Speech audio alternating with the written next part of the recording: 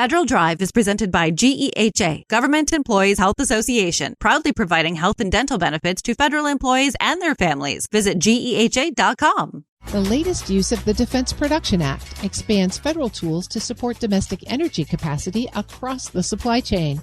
It does not compel action, but it opens a path for financing and program support. Whether that translates into projects will turn on agency follow-through. Scott Johnson of counsel at Foley Lardner is here to share with us how that would work. Mr. Johnson, thank you so much for joining me today. You're welcome, Terry. Thanks for inviting me. Back in April, the president issued several new determinations under Section 303 of the Defense Production Act. Walk us through, if you would, what the Defense Production Act actually is and what these new determinations are all about. Sure, happy to. So yes, in late April, President Trump signed these 5 presidential determinations under the DPA, which is a Korean War era law designed to expand domestic production of materials and technologies that are deemed essential for national defense. So all of these 5 determinations are directed to the Secretary of Energy, and they rest on findings that America's energy infrastructure is a matter of national defense. So in short, what that means now is that the federal government is authorized to fund and provide other sorts of support to everything from power grid upgrades to coal-fired power plants to oil exploration to even things like LNG export terminals. So whether you work in energy or build infrastructure or simply pay an electric bill as a consumer, these determinations are important because they could fundamentally reshape how we power the country. Is there some external shock like the operations in Iran that precipitated this rash of determinations, or is it part of a longer assessment of the U.S. energy infrastructure? Well, I think it would be easy to connect them to the current military operation overseas. However, as we know from President Trump's first term and even getting into his second term, there is a lot of concern on the part of the administration about America's energy infrastructure, including things like executive orders that the president has issued declaring a national energy emergency. So my personal view is that this ties into the larger picture and isn't specifically related to the Iran conflict. Do these determinations require companies to do anything, or do they just make certain actions permissible? So that's a great question. They don't affect or require companies to do anything directly, but this is more a situation where their issuance may open doors to new or expanded projects or programs going forward. They're not self-executing, so we'll be relying on the Department of Energy to issue funding opportunities, requests for proposals, requests for funding, things like that going forward. So practically speaking, are they like new projects that are opening, but DOE still requires funding to execute them? They could be new projects. They could be existing projects that the government wants to provide more support to. But the key aspect of all of them is that it is really in their breadth.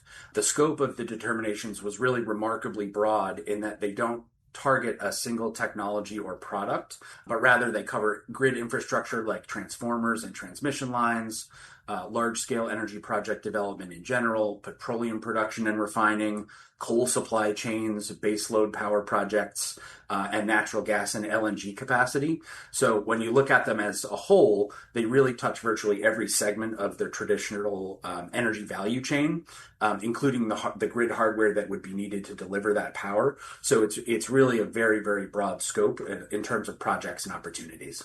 With that really broad landscape, do you see parts of it that are going to be like the first to be operationalized? Are there other sectors that are going to be harder to bring to bear? I don't necessarily think so. I mean, a lot of that will come from what we see coming out of DOE in future months and years while this authorization is in place.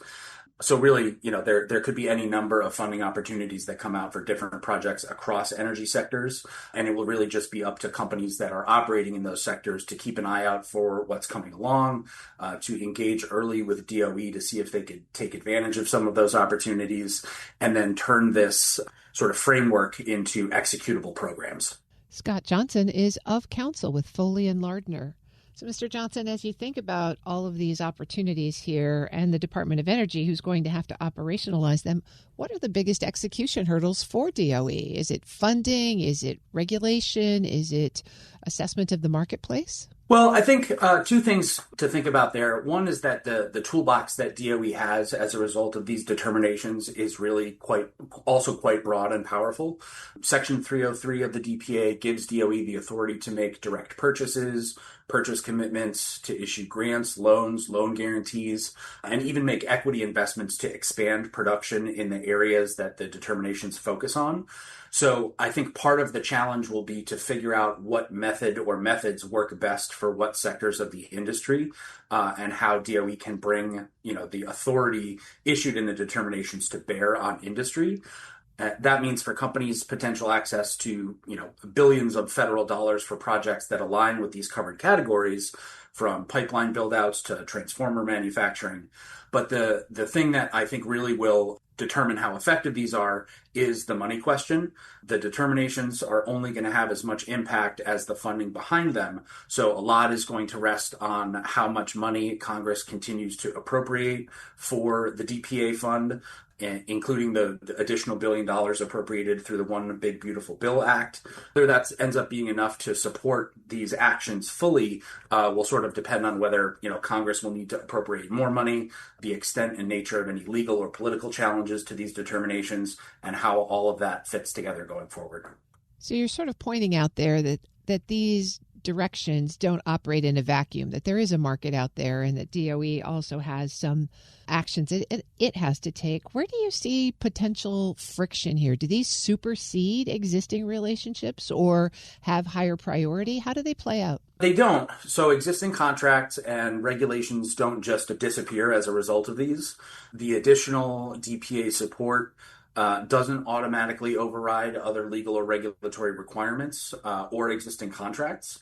So it'll be important for companies that might be affected by these funding opportunities or in a position to take advantage of them to review their existing commercial agreements, including things like output commitments or supply allocations, change in law clauses, for example, because the DOE purchase commitments or financial instruments that could arise from these determinations definitely could intersect with those contracts in some unexpected ways. So this is more of just an additional layer on top of the existing federal contracting structure for energy products and services, but doesn't displace existing law, regulations, or contracts. If DOE does start to issue projects through the Section 303, do they get expedited environmental review or permitting requirements? Is there anything else that helps grease the skids towards completion of the projects? Also a very good question. To my knowledge, there isn't any particular impact of these determinations on things like permitting. There is a lot of discussion in the energy industry these days about permitting reform, actions that Congress might be able to take to facilitate the faster development of energy projects. So the way that I view these is certainly as fuel on the fire for moving those things forward more quickly, but there would still need to be separate action if there is going to be any change to the larger permitting regime or how these projects are ultimately developed, including the extent to which they're regulated at the state level, which is an entirely separate question. So what is the real point of issuing these determinations then? Is it just a declaration, a roadmap to where the administration is prioritizing development? Because it sounds like ultimately it all depends on whether money actually flows in one direction or another.